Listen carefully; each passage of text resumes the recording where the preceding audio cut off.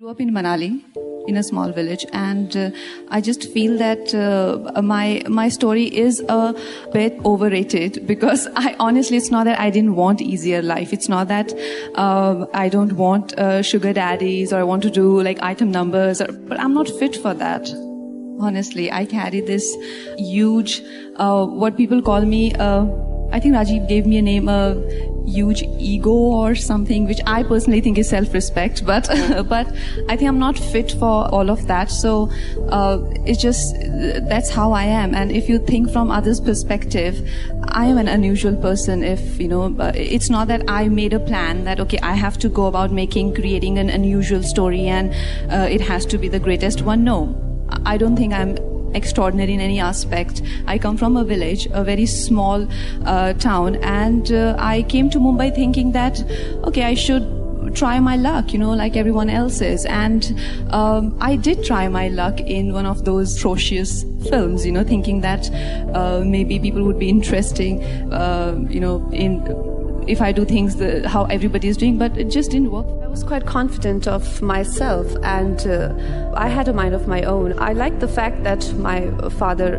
had a lot of expectations from my brother, and I probably wanted to be that person who he could be proud of and who could, who could be her own heroes. My parents gave me an easy option that if you are gonna go your way, so there's the highway, and you can probably expect no funds and no support.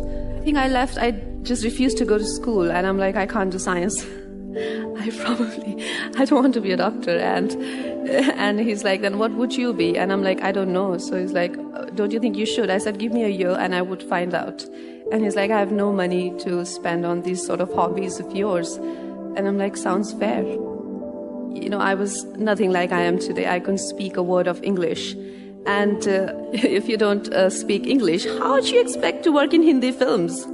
And like I said, my parents saw me as someone else. They saw me as someone who was a liability, but that didn't change my understanding of my abilities and myself. And when I came to Mumbai, they saw me as this village woman who had a weird accent and weirder appearance, I guess. But I didn't see myself like that. I thought of myself a lot more than just, I am a lot more than my appearance or my age or my color or my hair.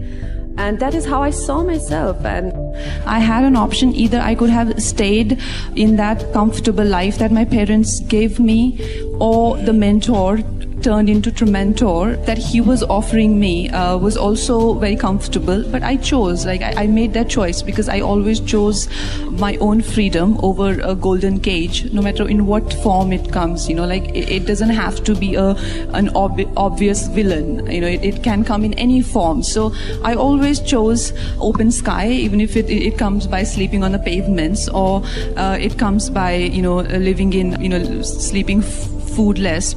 And those were the nights when I used to escape from my own house because of the person he had the duplicate key for my house, and I used to jump out of the window in what you call this place, Yari Road.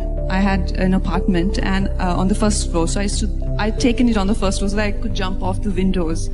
So I decided to get into a hotel, but I couldn't check into anything because he would be there before me, assuming where I would go. So I would sleep on pavements. And I remember once I was in this Juhu area and outside Shatrughan Sinha's house, and the watchman is like, isn't that girl in that film with curly hair? And I'm like, oh my God, I'm homeless and people are now recognizing me. So what do I do? Like, hi, do you need an autograph? But can I have some food?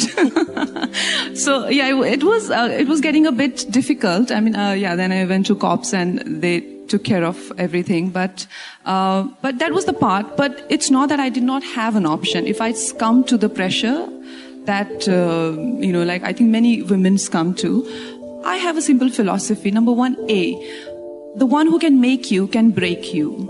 Okay, so the one who will make you, he'll make you, it'll be an exchange, it'll be a deal, a barter of some kind. So you will always be a puppet on strings. So, I mean, what's the point of having a journey? What's the point of leaving your father's house in the first place? If you want to be a puppet, then be a puppet in your father's or husband's hands, you know, because these people are gonna maybe, sort of use you or get fed up of you in a year or two, and then there will be another story.